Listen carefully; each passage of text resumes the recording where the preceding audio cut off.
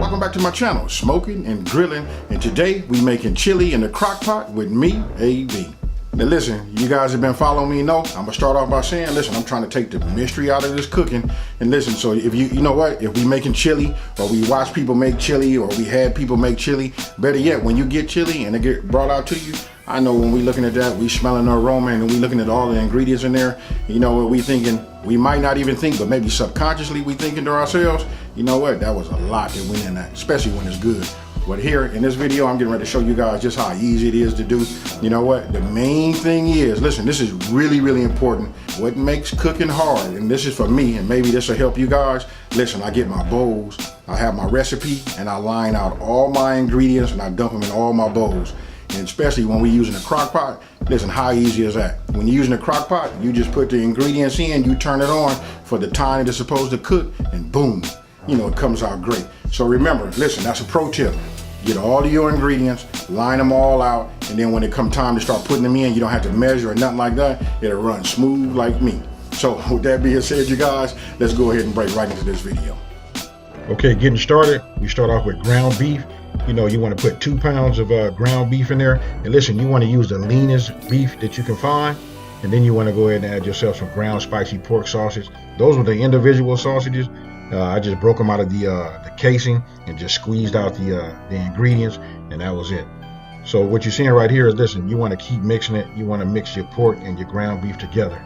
And then right here we have celery and bell peppers. That's 1 cup each. So there you can see how I chopped up the celery, and that's how I diced up the bell peppers. So you know what, this is like a really easy recipe. And one thing I will tell you, you're gonna do a lot of mixing. And that purpose is just to mix the ingredients along with breaking up the meat. So listen, oregano, 2 teaspoons. You can see in the lower left hand corner, the ingredients comes up. Then we add basil. And again, we're gonna do a lot of mixing.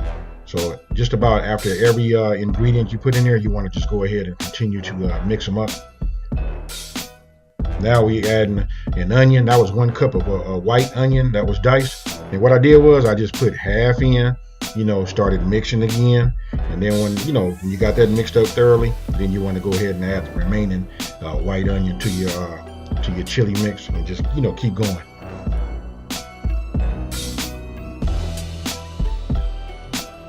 Now you want to add your cumin, and then you want to add your paprika. And when I added my paprika, I only added half of the paprika in, and then I went ahead and mixed it some more, and then I added the remainder.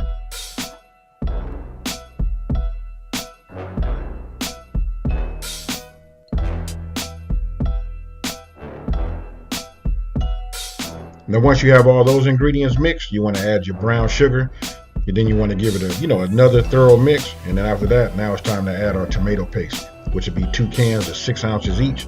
I'm using Hunt's. Hey, Hunt's is the best, you ask me. So go ahead and just add that. And after each can, you want to just like mix it around. And again, listen, you breaking up that meat, so that you don't have those chunks in there. So you want to keep stirring it, mixing the ingredients, and moving forward. Just as a reminder, the full recipe with quantities will be left down in the description box below.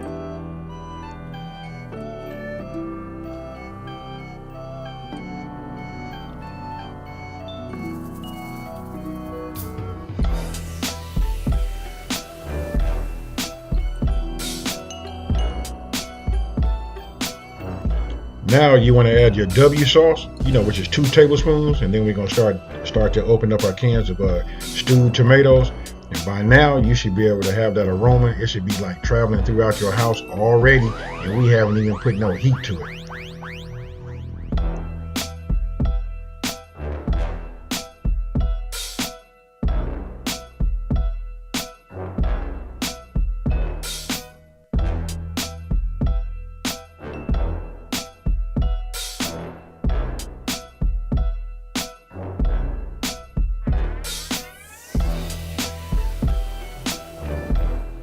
Now after you finish mixing your stewed tomatoes along with your meat and the rest of your ingredients, it's time to add your beans.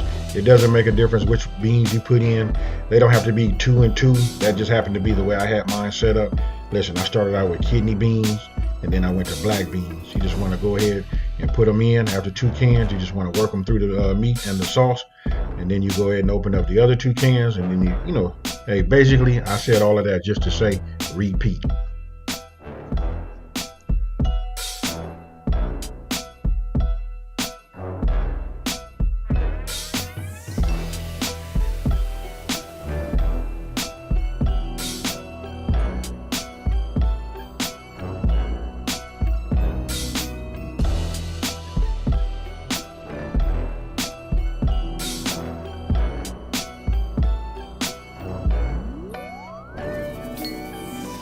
Now after you're done mixing your beans with the rest of your ingredients, you want to go ahead and add 3 bouillon cubes, and these are beef bouillon cubes. And so what I did was, listen, I push them down and I want to make sure they submerge so they can get liquid on it and dissolve. Also, you see it says garlic clove, a large one, which was cracked and peeled and put in there, and then 1/4 cup of chili powder. That I didn't get a chance to see. Actually, I recorded it and I don't know what happened, but that's got to go in there. Listen, you want to stir it all up, and then you want to go to your cook time. I cooked mine for 4.5 hours on high, and if you're going to cook it on low, that would have been 9 hours on low.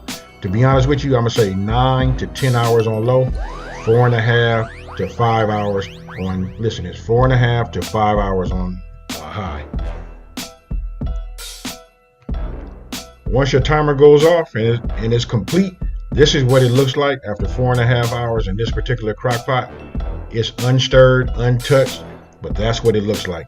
I'm getting ready to stir it up, and then I'm gonna go ahead and put it in the bowl. I'm gonna add a little cheese. I'm gonna put some sour cream on the top, and I'm gonna use some green onion for garnish. And that's what it looks like right there, folks. I can tell you this, the flavor profile on this is amazing. So tell me what you guys think about that there. Did you guys already know that it was just that easy to go ahead and make yourself some homemade chili? Listen, it's all in the ingredients. You know what? We didn't have to use no chili pack.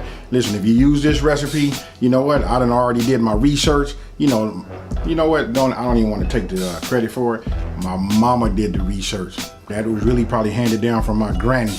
You know what I mean? They roots, they coming from Texas. You know, that's where it come from. So if you guys want to know, listen, so they figured it out. You know what I mean? It's just been passed down to myself. No need to buy no pack. Follow this recipe down to the T, and listen, you'll have a great tasting homemade, chili. Did you know it was that easy to make homemade chili? If you did or you didn't, go ahead and leave a comment down in the comment section below and let me know, what you think, just how easy it is. I hope you guys can see it. Can't really tilt it, you know what, but I'll go ahead and show you the consistency of it. Look at that there. You can see the heat. Oh man, this right here is good.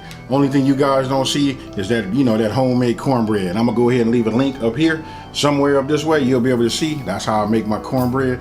And you know what? Next time I'm gonna have it. So with that being said, listen, if you're new to my channel, let me go ahead and just welcome you to my channel.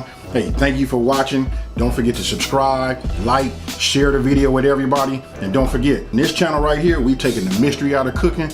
And with that being said, you guys, I'm out.